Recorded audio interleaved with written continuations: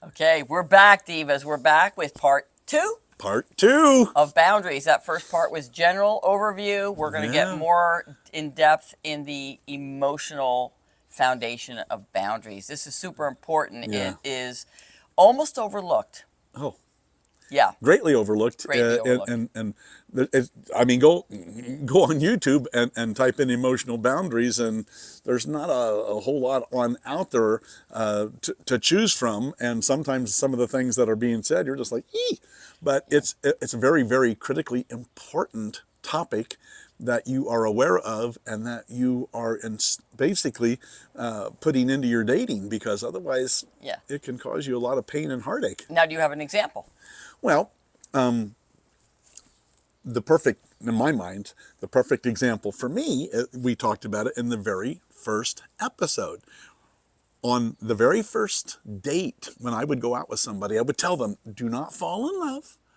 I am raising my kids. I will not get married because I'm raising my kids. And that will not change until after I get married. All right, so that is an emotional boundary because you would know, divas, if you're looking for a long-term relationship, this is not the man for you. Yeah. That is perfect. Yeah. Listen to what is being said. Oh gosh, I just had another emotional boundary that I went, It'll come back to you. Okay, go ahead. What I was going to say is I cannot tell you how many of these women, after I told them that, would come up a couple of months later and say, oh, I've fallen in love with you. I want to get married. I actually had one woman tell me, we're getting married or we're through. Oh. And I said, oh, okay, well then I really appreciate everything. And it was really nice. Are you serious? You're not going to marry me? I said, no, I'm not. She goes, but I'm in love with you. And I said, and I told you not to do that. Yeah, okay. That's not where I'm at. So hard not to fall in love with this guy. Well, the fact is, I was a very nice guy. Just about every one of these women. Still is. Well, one of the things that we talked about in a previous video is, did you ever think there's no good women out there? Yeah. And in my mind, I'm thinking there have been a number of guys that were so horrific to women. When I come along and I care about them, I'm respectful. And acts of service is my love language. So I would do things for them. If they needed something at one moment, I went over and I fixed and painted the entire eaves all the way around their house because they were rotting and Okay. it needed to be done. But my point is that it was easy for these women to just like, oh my gosh, he's the nicest guy I've ever been with, and then they fall in love. But I had already told them, don't do that. Okay. I won't. Okay, so I remembered what I wanted to share. And yes, listen to what's being said. And I go into more detail of this in my book. The link's below if you want to grab it. But I dated a guy for a short period of time, and it should have been shorter. It was 3 weeks. It should have been 1 week. Yeah, but you were still learning at that time. I was still learning. I'm not. You didn't have a Donna to listen to and get this advice. That's right. He was emotionally abusive. I had never experienced that.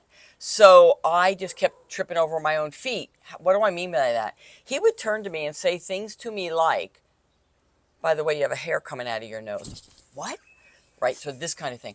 One time he said, why are you wearing that outfit? What's wrong with this outfit? So it was all these little seeds of putting me down in ways I did not recognize, did not understand. Yeah.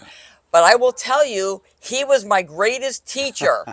He was because I knew from that moment forward, when I finally walked away, because I kept thinking he just needed to understand me better. He just needed to get to know me better. I kept telling myself the story. Yeah. And when I finally realized this guy had a problem and I didn't want to be a part of that problem, yeah. I ran like my hair was on fire, okay?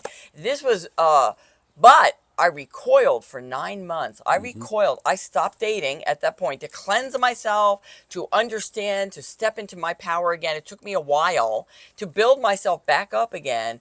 When I finally understood this guy was emotionally abusive, that would never happen again. Yeah. I will tell you that somebody like that would never get, first of all, they would never get a first date. But if I did go on a first date, there would never be a second.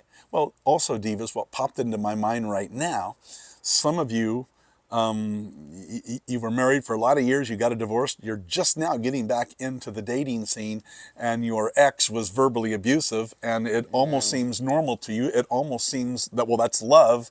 Right. You have to really stop and think about these things. It's like Donna said, she got out of the game for 9 months. Yeah. But at that point, and I would encourage you, listen to her videos, because she helps each one of you divas understand how valuable you are and your true value. Yeah. And when you see your true value, I'll never forget, I had a dear friend,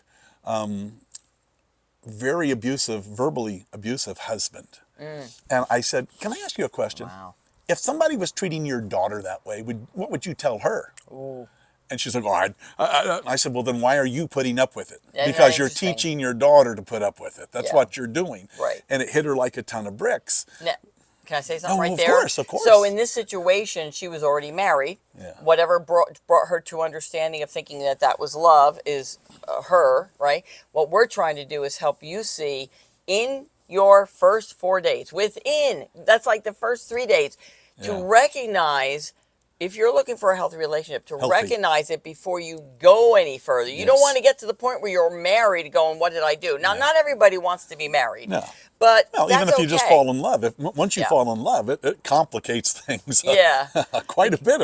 If you suddenly decide, I got to get out of this relationship. Right, and then you start blaming. We start turning it inward, and we start blaming ourselves, right? So, listen, subscribe. Don't forget to do that, because that really helps. Hit the little bell button and all that. And if you have comments, we love to hear them. Love to hear them. Yeah, so this is about emotional abusive. We're going to talk about another kind of another boundaries. It's emotional boundaries, and you need to have them. You need to set them. You need to think about them. Yeah. What is acceptable? What's not? And again, it's different for everybody. But there's one thing that's the same for everybody. You ladies do not deserve to be treated disrespectfully ever, ever, ever, ever. If that's the case, and even one of the first 2 or 3 dates, he's gone. Yeah. No more, because I guarantee you, divas, if he does that on the first, second, or third date, it's only going to get a heck of a lot worse. And if he does put a ring on your finger, it's going to get really bad. Yeah. So, So there you go. Stay tuned. We'll see you in the next video. And remember, it doesn't have to be that hard.